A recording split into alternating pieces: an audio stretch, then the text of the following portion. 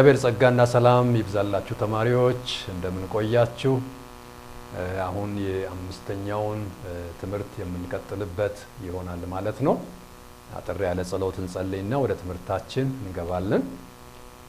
እግዚአብሔር አምላካችንና አባታችን ሆይ በናዝሬቱ ጌታ በኢየሱስ ስም እናመሰግንሃለን።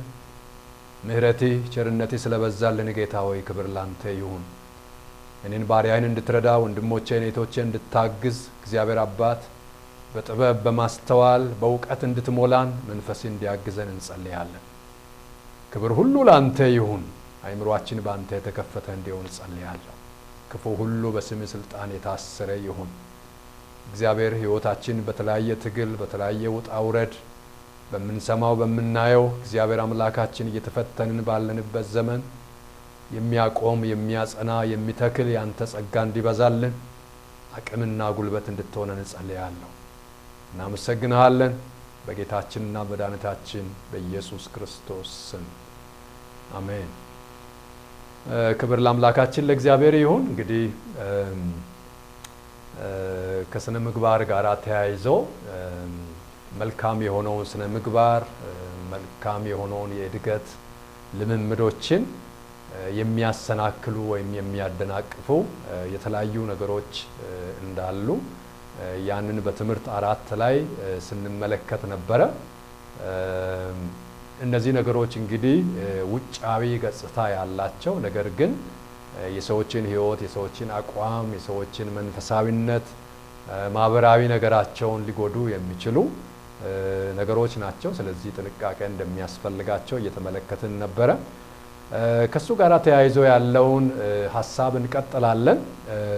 እንግዲህ ውጫዊ ነገሮች ብቻ ሳይሆኑ የሰው ልጆች ከስነ ምግባር ውጪ እንዲሆኑ ወይም ሕይወታቸው የተበላሸ እንዲሆን የሚያደርገው አንዱ ነገር የሰው ልጅ አዳማዊ ባህሪ ነው።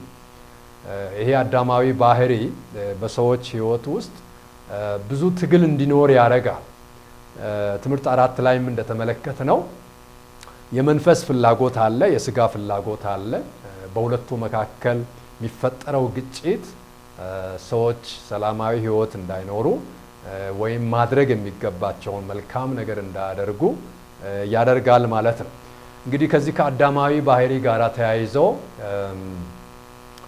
በሰዎች ሕይወት ውስጥ ከተቃራኒ ጾታ ጋር ተያይዞ ሰዎች በትዳራቸው ትክክለኛ ስነ ምግባር ውስጥ እንዳይሆኑ ራስ ወዳድነት በተለያዩ አይነት ሁኔታዎች በሰዎች ሕይወት ላይ ተጽዕኖ የሚያመጡ ሰዎች ከቆሙለት ዓላማ ውጪ እንዲሆኑ ወይም የሚጠበቅባቸውን ኃላፊነት በአግባቡ እንዳይወጡ እነዚህ ነገሮች ያደርጋሉ ማለት ነው።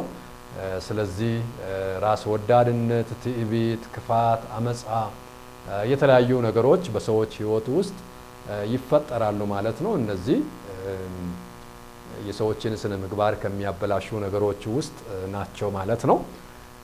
እንግዲህ ይህንን በምናይበት ጊዜ በተለይ ከተቃራኒ ጾታ ጋር ተያይዞ የዝሙት ተግባር፣ የምንዝርና የተለያዩ ለእግዚአብሔር ክብር የማይሆኑ የሕይወት ልምምዶችን ሰዎች እንዲለማመዱ ያደርጋቸዋል። ያ በሚሆንበት ጊዜ ቤተሰብ ቀውስ ውስጥ ይገባል፣ ማህበረሰብ ይቃወሳል። በሀገር ደረጃ በቤተ ክርስቲያን በተለያዩ የሰዎች የሕይወት ገጽታ ላይ ትልቅ ክፍተት ሊያመጣ የሚችል አደገኛ ነገር ነው የሚሆነው ማለት ነው። በተለይ የዝሙት የምንዝርና የግልሙትና ባህሪ በሰዎች ሕይወት መኖሩ በብዙ መልኩ የሰዎች ሕይወት እንዲበላሽ የማድረግ ትልቅ አቅም አለው። መጽሐፍ ቅዱሳችን ጋብቻ የተቀደሰ ተግባር እንደሆነ እግዚአብሔር ጋብቻን ሲመሰርት ቅዱስ የሆነ ተግባር ቅዱስ የሆነ ጥምረት እንዲሆን አስቦ ነው ጋብቻን የፈቀደው። ነገር ግን ያንን የሚያበላሽ ሕይወት ሰዎች እንዲለማመዱ ያደርጋል ማለት ነው። አዳማዊ ባህሪ በሰዎች ውስጥ ያንን ማድረግ ይችላል። ዕብራውያን 13 ቁጥር 4 ላይ እንደዚህ ብሎ ይናገራል። መጋባት በሁሉ ዘንድ ክቡር መኝታውም ንጹሕ ይሁን፣ ሴሰኞችን እና አመንዝሮችን ግን እግዚአብሔር ይፈርድባቸዋል።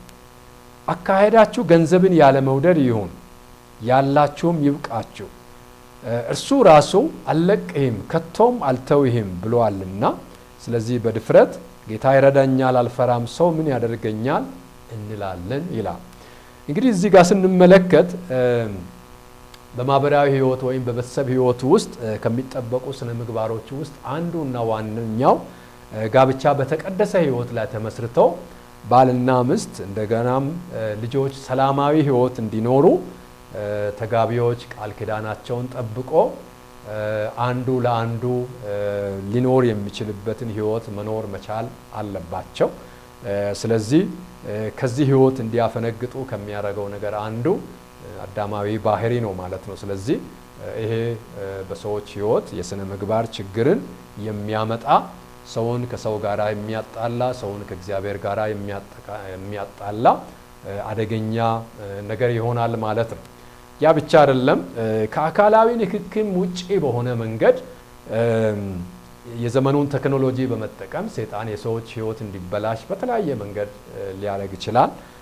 በአንዳንድ ድራማዎች፣ በፖርኖግራፊ እንዲሁም በተለያዩ አይነት ሁኔታዎች ምስልን በመጠቀም የሰዎች ህይወት እንዲረክስ፣ ህሊናቸው እንዲረክስ፣ አስተሳሰባቸው እንዲበላሽ የማድረግ ከፍተኛ አቅም አለው። ስለዚህ እነዚህ ነገሮች የስነ ምግባር ብልሽትን የሚያመጡ ነገሮች ናቸው። ከተቃራኒ ጾታ ውጪ ማለት እግዚአብሔር ከፈቀደው ከወንድና ከሴት ጋብቻ ውጪ የተመሳሳይ ጾታ ጋብቻን ማድረግ እንዲሁም ከዛም አልፎ ደግሞ ከእንስሳት ጋር ወሲብ ማድረግ እነዚህ የህይወትን ቅድስና የሚያበላሹ የሰዎችን ስነ ምግባር የሚያበላሹ የቤተሰብንም ህይወት የሚያበላሹ አደገኛ የሆነ የህይወት ልምምድ እንደሆነ ማየት ይቻላል። በተመሳሳይ አሁንም ከአዳማዊ ባህሪ ጋራ አብሮ በመሆን የሰዎችን ስነ ምግባር ከሚያበላሹ ነገሮች አንዱ የገንዘብ ፍቅር ነው።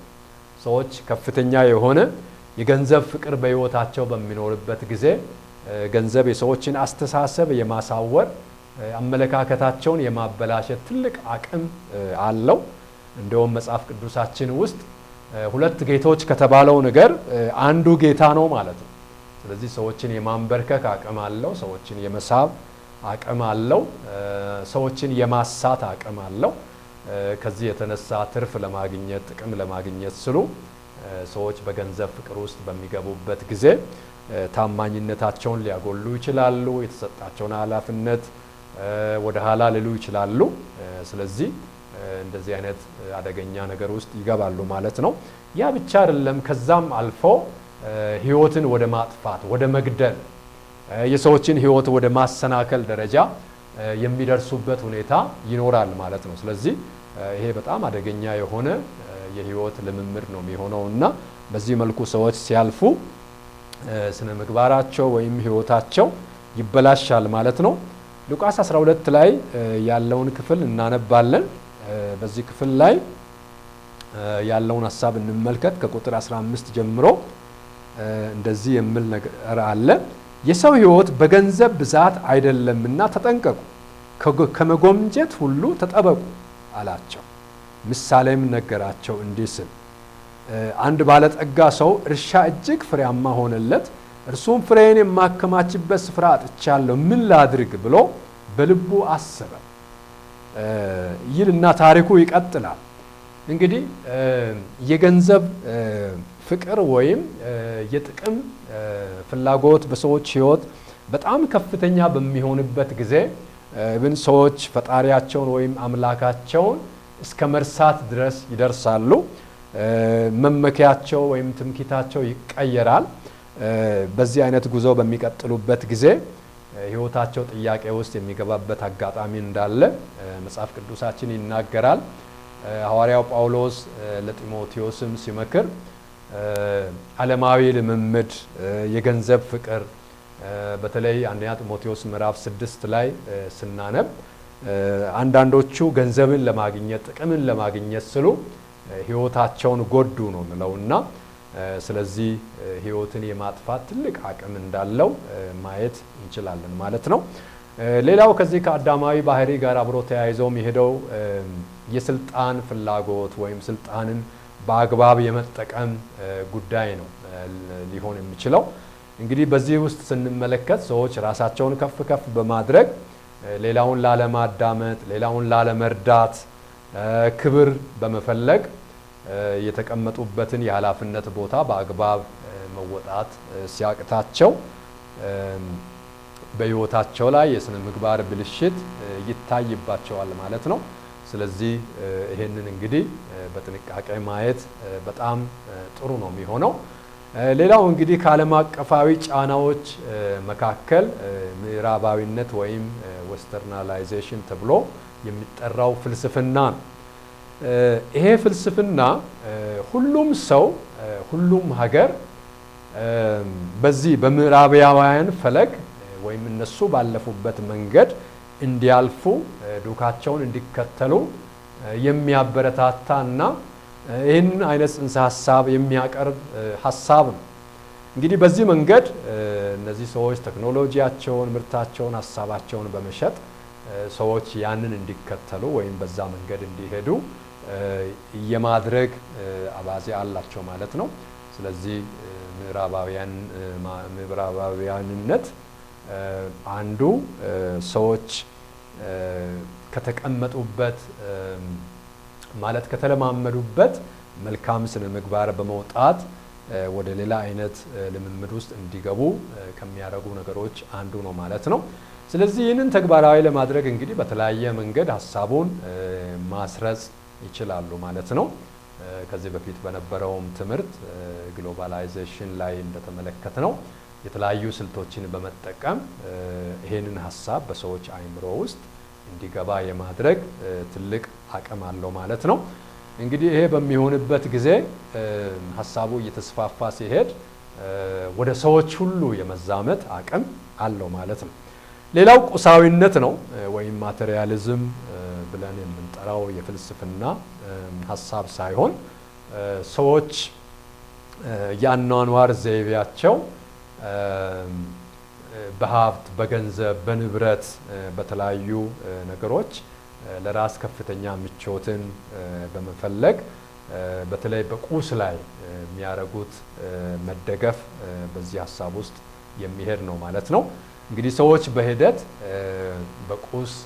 በቁሳዊ ነገር ላይ ልባቸውን በመጣል በእግዚአብሔር ላይ ያላቸውን መታመን በገንዘባቸው ላይ ወይም በሚያገኙት ነገር በእጃቸው ባለው ነገር ላይ በማድረግ የሚመኩበት አይነት ነው። ልክ ቅድም እንዳነበብነው ያ ገበሬ ጥሩ ምርት ባገኘ ጊዜ እግዚአብሔርን እንደማመስገን እሱ ያሰበው በጣም ለየት ያለ ሐሳብ ነው።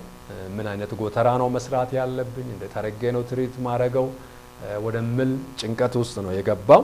ነገር ግን አንድ አስደንጋጭ ጥያቄ ነው የመጣለት። በዚህ ሌሊት ነፍሲን ይፈልጋሉ፣ ስለዚህ ይሄ የለፋው ለማን ይሆናል የሚል ነገር ሲጠየቅ በጣም ደነገጠ ነው የምለው። ስለዚህ ከየትኛውም ነገር በላይ መንፈሳዊ ነገራችን ከእግዚአብሔር ጋር ያለን ጉዳይ ትልቅ ቦታ ሊሰጠው የሚገባ ነገር ስለሆነ እነዚህ ነገሮችን በአግባብ ማስተዳደር ተገቢ ነው የሚሆነው ማለት ነው። ስለዚህ ገንዘብም ቢሆን ገንዘብ በጣም መሰረታዊና አስፈላጊ ነገር ነው። ነገር ግን ሕይወታችንን ሊገዛ ሊቆጣጠር አይገባውም ማለት ነው። ስለዚህ በክፉ ምኞትና ሐሳብ እንዳንያዝ ራሳችንን መቆጣጠር ያስፈልገናል ማለት ነው። በእግዚአብሔር ቃል በመንፈስ ቅዱስ ሕይወታችን የተሞላ ሊሆን ይገባል ማለት ነው። እንግዲህ ይህን ነገር ጥንቃቄ ካላደረግን በዓለማዊ አስተሳሰብ ውስጥ ሆነን ሕይወታችን ሊዘበራረቅ ይችላል ማለት ነው። እንግዲህ የዚህ አይነት ሐሳብ አራማጆች በማወቅም ሆነ ባለማወቅ ከማህበራዊ ሕይወታቸው፣ ከፖለቲካዊ ሕይወታቸው፣ ከመንገዳቸው ሁሉ እግዚአብሔርንና የእግዚአብሔርን ስም ያስወጡታል። በእግዚአብሔር መታመንን፣ እግዚአብሔርን ማመስገንን፣ በእግዚአብሔር መደነቅን ትተው ትምክህታቸው በሀብታቸው ላይ ባገኙት ንብረት ላይ የሚሆንበት ጊዜ ይሆናል ማለት ነው። ስለዚህ በጣም አደገኛ ነገር ነው የሚሆነው። ከዚህም የተነሳ የስነ ምግባር ትምህርቶች ከትምህርት ቤቶች እንዲወገዱ፣ ትውልዱ ስነ ምግባርን የማያውቅ አይነት ትውልድ ይሆናል ማለት ነው። ያ ደግሞ እየዋለ እያደረ ሲሄድ ብዙ አይነት አደገኛ ቀውሶችን የማምጣት ከፍተኛ አቅም አለው ማለት ነው። እንግዲህ ከኢንዱስትሪ አብዮት ጋር ተያይዘው ከመጡ ነገሮች መካከል አንዱ መንግስትና ሃይማኖት አንድ አይደለም የሚል ጽንሰ ሐሳብ ያለው ሐሳብ ነው የመጣው። እንግዲህ ይሄ ቅድም እንዳነሳ ነው ከዓለማዊነት አስተሳሰብ ከተለያዩ ነገሮች ጋር በማገናኘት በተለይ ክርስቲያናዊ ስነ ምግባር ቦታ እንዲለቅ ወይም ከትውልዱ አእምሮ እንዲወገድ በጣም ስውር በሆነ መንገድ የተሰራ ስራ እንደሆነ ማሰብ ይቻላል። እንግዲህ መንግስት ቤተክርስቲያን በመንግስት ጉዳይ ላይ ጣልቃ መግባት የለባቸውም የሚል ሐሳብ ከዚህ ጋር ተያይዞ የመጣ ነገር ነው። እንግዲህ ይህንን ሐሳብ በሁለት መልኩ ማየት ጥሩ ሊሆን ይችላል። በጣም ልክ የጋብቻ ያህል ወይም የአንድ ሳንቲም ሁለት ገጽታ ያህል መንግስት በሃይማኖት ሃይማኖት በመንግስት ጉዳይ የሚገባ ከሆነ ራሱን የቻለ ችግር ሊያመጣ ይችላል። ለምሳሌ በቤተክርስቲያን ታሪክ እንደተመለከትነው በጥንቷ ቤተክርስቲያን መንፈሳዊ አቅሟን እንድታጣ ካረጉ ነገሮች ውስጥ አንዱ የመንግስትና የቤተክርስቲያን ጋብቻ ነው። ወይም የሁለቱ ጥምረት አንዱን ከሌላው መለየት በማይቻል መንገድ አንዱ የሚሾም ሌላው የሚሽር የተለያዩ ነገሮችን ያለምንም ገደብ የሚደረገው ጣልቃ ገብነት ራሱን የቻለ ችግር አለው። ነገር ግን ደግሞ በሌላ በኩል አልነካይም አትንካኝ ተባብሎ መቆምም ደግሞ ራሱን የቻለ ሌላ ችግር ያለው ነው ማለት ነው። ስለዚህ ገደብ ያለው ነገር ግን አንዱን ከሌላው ሙሉ በሙሉ የማይነጥል ሊሆን ይገባል። ምክንያቱም መጽሐፍ ቅዱሳችን ውስጥ ስንመለከት ቤተመንግስት በምስትበት ጊዜ ቤተክህነት መገሰጽ መቻል አለባት። ቤተመንግስት ውስጥ ችግር በሚገጥምበት ጊዜ ቤተክህነት የመጸለይ፣ የመምከር፣ የማስታረቅ መስመር የማስያዝ ኃላፊነት አለባቸው ማለት ነው። መንግስትም ደግሞ በድርሻው የሚያስፈልገውን እገዛ የማድረግ ነገር ያስፈልጋል። ስለዚህ እሱ ብቻ አይደለም፣ ለባለስልጣናት ለሹማምንት የመመስከር የእግዚአብሔርን ቃል የመናገር ነገር ይሄ ነገርም ከዓላማው የሳተ እንዳይሆን በጣም ጥንቃቄ በተሞላ መንገድ ይህንን ነገር ማየት የተሻለ ሊሆን ይችላል ማለት ነው። ስለዚህ እንግዲህ ቀስ በቀስ ሰዎች እግዚአብሔርን ከመንገዳቸው ከህይወታቸው እንዲርቅ ወይም እንዲለይ በማድረግ በጣም ዓለማዊ በሆነ ልምምድ ውስጥ የሚገቡበት አይነት ህይወት ይፈጠራል ማለት ነው። እንግዲህ እግዚአብሔር የኑሯችን እና የመንገዳችን መሪ መሆን ደግሞ ይፈልጋል። መጽሐፍ ቅዱሳችን ይህንን በግልጽ ነው የምናገረው። በተለይ አንደኛ ቆሮንቶስ ላይ ያየነውን ሁሉ ተፈቅዶልኛል፣ ሁሉ አይጠቅመኝም፣ ሁሉ ተፈቅዷል፣ ሁሉ የሚያንጽ አይደለም የሚለው አስተምሮ በጣም ጥሩ ነገር ነው። እንግዲህ በሌላ መልክ ደግሞ የእያንዳንዱን ነገር ጥቅምና ጉዳት አስተውሎ ማየት ተገቢ ስለሚሆን እግዚአብሔር የራሱ ቦታ ሊኖረው ይችላል፣ ሌላው አካል ደግሞ እንደዚሁ የራሱ ቦታ ሊኖረው ይገባል ማለት ነው። ኢሳይያስ 48 ላይ እንደዚህ የሚል ክፍል እናገኛለን። እግዚአብሔር ሕይወትን ለመምራት የሰዎችን አቅጣጫ መንገድ ለመምራት የሚፈልግና የሚወድ አምላክ እንደሆነ ይናገራል። ምዕራፍ 48 ቁጥር 17 ላይ ያለውን ክፍል አነበዋለሁ። ታዳጊ የእስራኤል ቅዱስ እግዚአብሔር እንዲህ ይላል፣ እኔ የምረባህን ነገር የማስተምር በምትሄድበት መንገድ የሚመራ አምላክ እግዚአብሔር ነኝ ብሎ ነው የምናገረው። ያ ብቻ አይደለም፣ ትእዛዜን ብትሰማ ኖሮ ሰላምህ እንደ ወንዝ ጽድቅህም እንደ ባህር ሞገድ በሆነ ነበረ፣ ዘርህም እንደ አሸዋ የሆድህም ትውልድ እንደ ምድር ትቢያ በሆነ ነበረ። አንድ ነገር መዘንጋት የለብንም።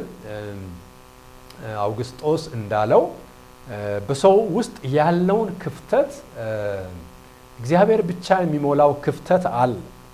ይህንን ክፍተት በሌላ መንገድ ለመሙላት መሞከር ሰዎች ህይወታቸው ከሰላም ውጪ ከደስታ ውጪ ከበረከት ውጪ ከረፍት ውጪ እንዲሆኑ ያረጋቸዋል። ስለዚህ እነዚህ ባለማስተዋል ወይም ባለማወቅ እንዲሁ ነገሮችን በመቀበል በመናረገው ሂደት ውስጥ የእግዚአብሔር መንገድ የእግዚአብሔር ሐሳብ ከህይወታችን እንዳይወጣ ያን ጥንቃቄ ማድረግ ጥሩ ነው። በሌላ መልኩ ደግሞ በተለይ እኛ የእግዚአብሔር ሰዎች እግዚአብሔር መሪያችን እንደሆነ እግዚአብሔር ሊመራን እንደሚፈልግ ሊያስተዳድረን እንደሚፈልግ መዘንጋት የለብንም። ስለዚህ ያንን በአግባቡ ማየት ጥሩ ይሆናል ማለት ነው። እንግዲህ ለእግዚአብሔር ምክርና ሐሳብ እምቢተኛ መሆን ህይወትን ምስቅልቅል ውስጥ እንዲገባ ያደርጋል ማለት ነው። በተለይ ሮሜ 1 ላይ በምንመለከትበት ጊዜ እግዚአብሔርን ለማወቅ ባልወደዱ መጠን እግዚአብሔር ለማይረባ አእምሮ አሳልፎ ሰጣቸው ይላል። ሰዎች እንደ ሰው መመላለስ ሲገባቸው እንደ እንስሳ እንደሆኑ፣ እንደ እንስሳ መሆን ብቻ አይደለም ምንም መፈየድ የማይችለውን ማያድነውን ማይናገረውን ራሳቸው የሰሩትን ጣዖት ወደ ማምለክ ደረጃ ሰዎች እንደደረሱ የእግዚአብሔር ቃል ይናገራል። ስለዚህ ይሄ ትልቅ አደጋ ያለው ነገር ስለሆነ ጥንቃቄ ማድረግ በጣም አስፈላጊ ነው። ስለዚህ ሰውን ማዕከል ማድረግ አንዱ በዚህ ዘመን ከመጡ ፈተናዎች ውስጥ አንዱ ነው።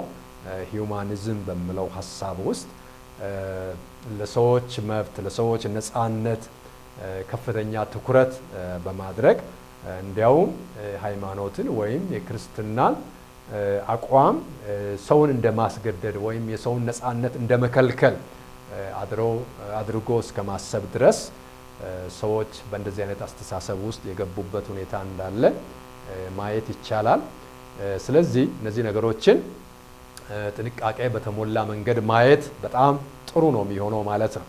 ለምሳሌ ወንድ ከወንድ ሴት ከሴት ጋር ጋብቻ ማድረግ እንደ መብት የተወሰደበት ሁኔታ አለ ማለት ነው። ይህንን መከልከል የሰዎችን መብት ማሳጣት ነው በሚል አይነት እሳቤ ነው እንግዲህ ቅድም ያየናቸው ዘመናዊነት፣ ግሎባላይዜሽን፣ ሌሎችም ነገሮች ይህንን አይነት ሐሳብ በሰዎች አእምሮ እንዳመጡ ማየት ይቻላል።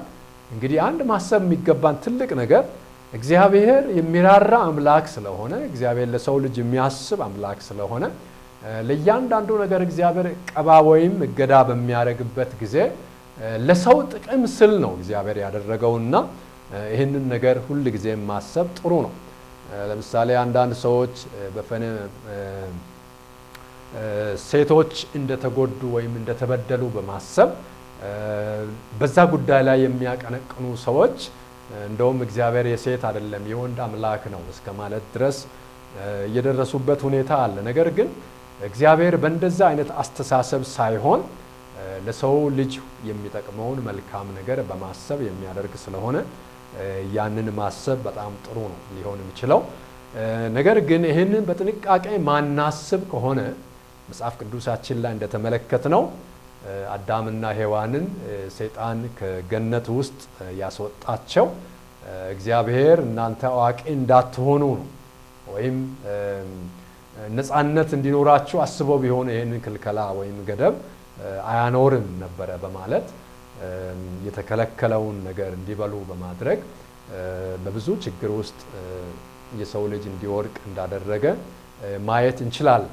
እንግዲህ አንድ ነገር ማሰብ የሚገባን ሰይጣን ሽንገላን ያውቃል። በዚህ በጣም ኤክስፐርት ነው፣ ትልቅ ልምድ አለው።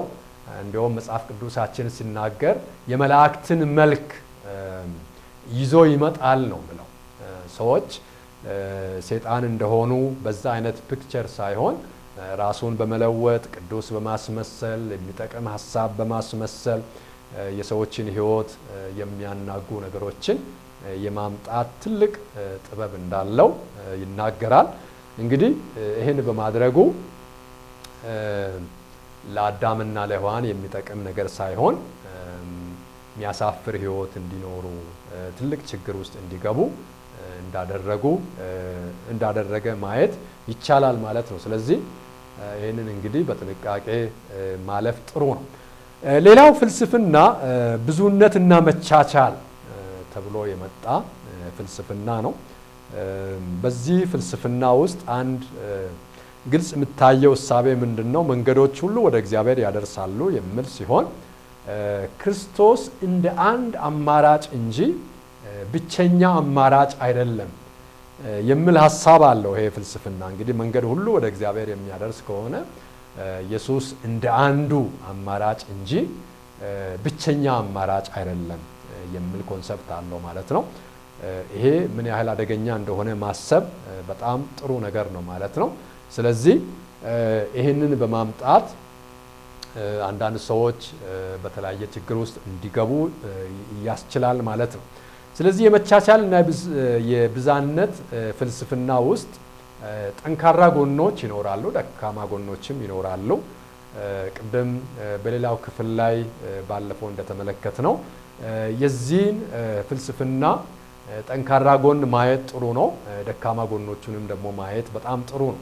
ለምሳሌ ከጠንካራ ጎኖቹ ውስጥ ከክርስትና አንጻር የፍልስፍናው ደካማ ጎን ወንጌልን ለሌሎች እንዳንመሰክር የሚያደርግ ነው። ምክንያቱም መንገዶች ሁሉ ወደ እግዚአብሔር የሚያደርሱ ከሆነ ይሄ ማለት ሁሉም ሃይማኖት፣ ሁሉም እምነት ትክክል ነው ማለት ነው፣ ወይም ወደ እግዚአብሔር የሚያደርስ ነው ማለት ነው። ስለዚህ ክርስቶስ ብቸኛ መንገድ መሆን አይችልም ማለት ነው። ስለዚህ ሰዎች እንዳይመሰክሩ፣ ለሌሎች እንዳይናገሩ የመከልከል አቅም አለው ማለት ነው። ይሄ እንግዲህ በደካማ ጎኑ የምናየው በጣም አደገኛ የሆነ አስተምሮ እንደሆነ ማየት ይቻላል ማለት ነው።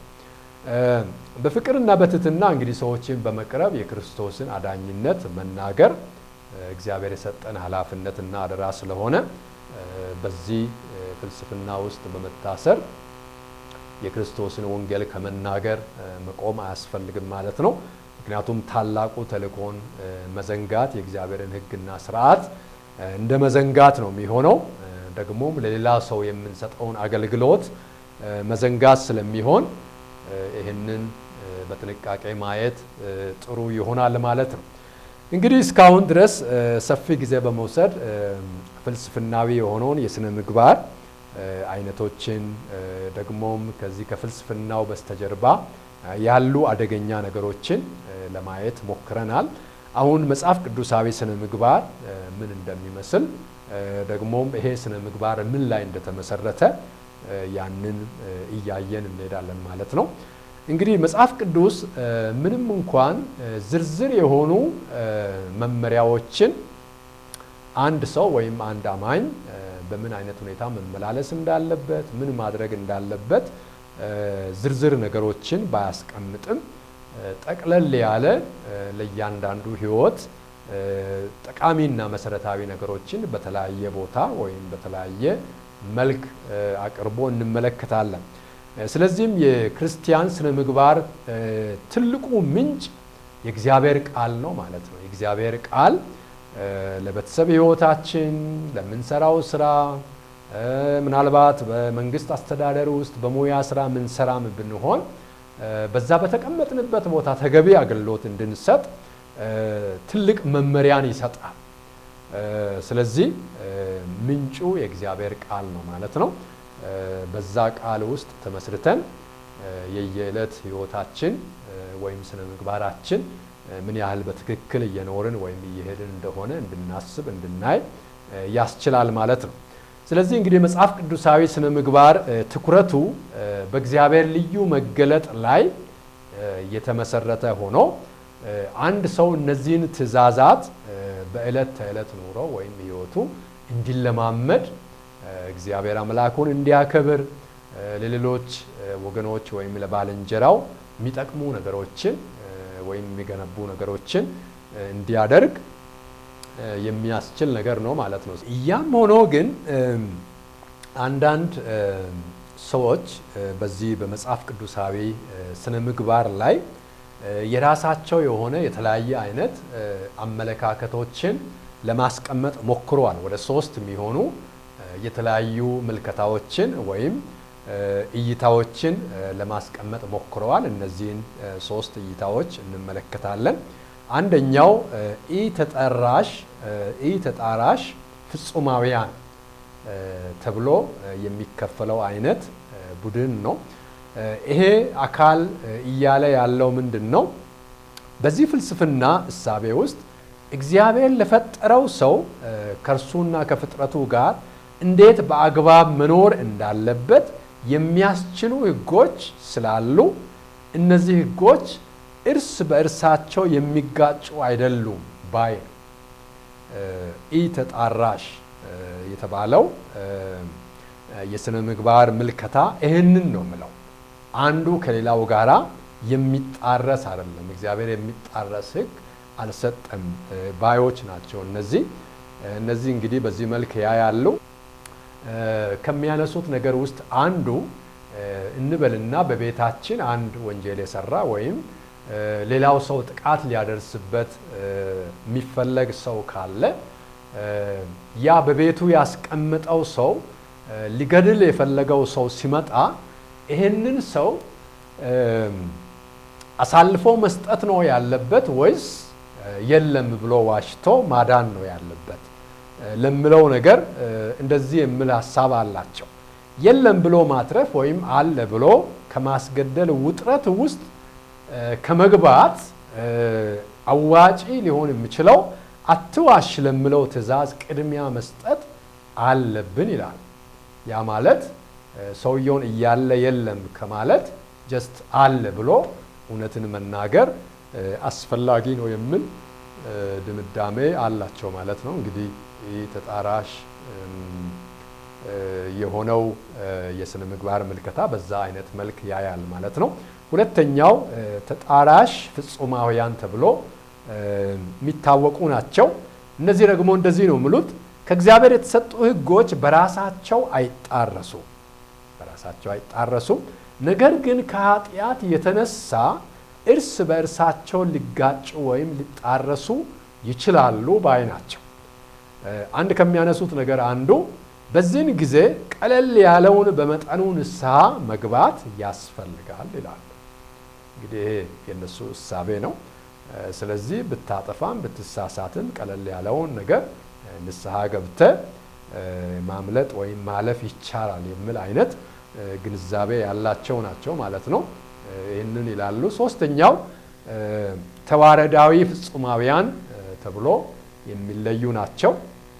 እነዚህ ደግሞ የሚሉት መጽሐፍ ቅዱስ ፍጹም የሆነ የግብረ ገብ መመዘኛ አለው። ነገር ግን በሁኔታዎች ሁሉ የሕጎች ሁሉ ጠቀሜታ እኩል አይደለም ባይ ናቸው። እኩል አይደለም። ስለዚህም በዚህ አይነት ጊዜ ተለቅ ለምለው መታዘዝ አለብን ይላሉ። ለተላለፍንበት ንስሐ መግባት አያስፈልግም ወይም መጸጸት አይገባንም ባዮች ናቸው። እንግዲህ ሶስቱንም ስንመለከት ሶስት የተለያየ አይነት ምልከታ ያለው ነው ማለት ነው። እንግዲህ በዚህ መልኩ ያዩታል። እንግዲህ ይሄንን እንደ አንድ ፍልስፍና ማየት ይቻላል። ነገር ግን እንደ እግዚአብሔር ሰው እንደ እግዚአብሔር ቃል ተማሪ የኛ ሚዛን የኛ አቋም የት ነው ምለውን እኛው ራሳችን መወሰን ያስፈልገናል ማለት ነው። ይህንን ትምህርት እንግዲህ እዚህ ላይ እናበቃለን ማለት ነው። ስለነበረን ጊዜ እግዚአብሔርን እናመሰግናለን። እንግዲህ ቀጥሎ በሚኖረው የትምህርት ክፍለ ጊዜ በተለይ የብሉይ ኪዳንና የአዲስ ኪዳን ስነ ምግባር ምን ይመስላል ምን ይላል ምለውን በሚቀጥሉት እናያለን ማለት ነው። እግዚአብሔር ይባርካችሁ። በጣም ነው ማመሰግነው። እንግዲህ ሰፊ ጊዜ በመውሰድ እያንዳንዱን ነገር በደንብ ማየቱ ለግንዛቤያችን ይጠቅማል ማለት ነው። የተባረካችሁ ሁኑ።